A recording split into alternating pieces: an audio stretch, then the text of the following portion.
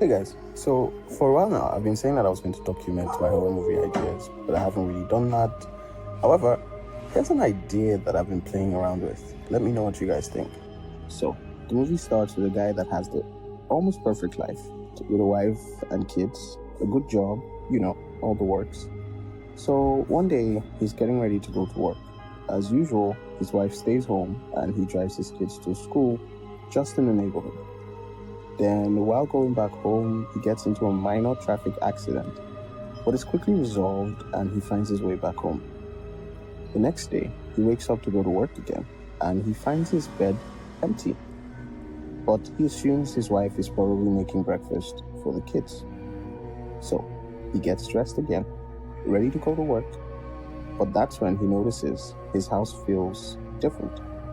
All the family pictures are gone, his kids are not at the dining table, and after calling out to his wife at least more than 10 times, he wasn't getting a response. He goes outside to check for the family minivan, and it's not there. He rushes back in, picks up his phone, and tries dialing their numbers, but the service keeps saying, the number you're trying to reach is not in service. He rushes to the neighbors to ask if anyone has seen his family, but most of them look bewildered, because to them, he moved into this house alone, and to their limited knowledge, he had no family. So now this man is getting worried. He calls his wife again, no answer.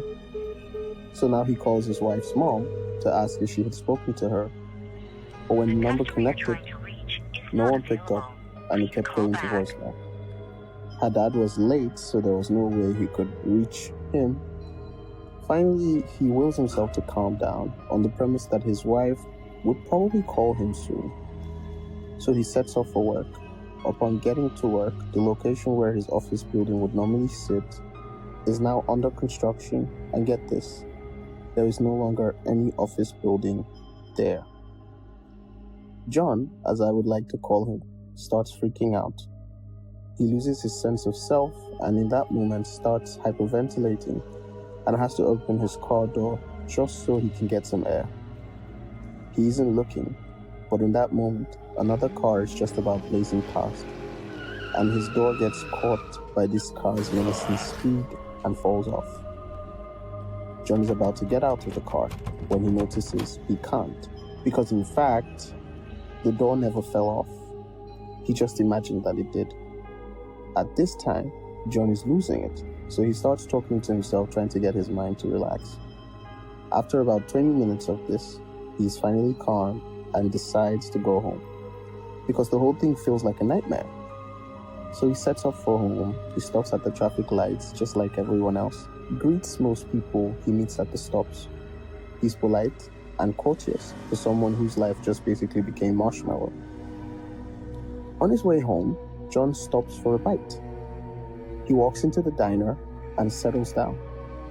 A cute waitress gallops on towards his table, and he sees flashes of his wife bloodied in the same body as this waitress.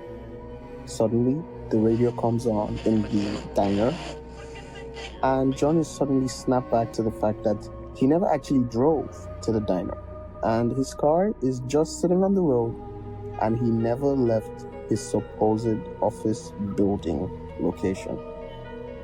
John starts experiencing severe panic attacks and crying profusely. He can't tell what's real and what's not anymore. He wants it to stop. So he remembers he has a gun in the glove compartment. He reaches for it, and that's when he's suddenly back home, standing by the stove, reaching for the salt shaker so he can put some salt on his breakfast. Just then, John can see blood on his hands.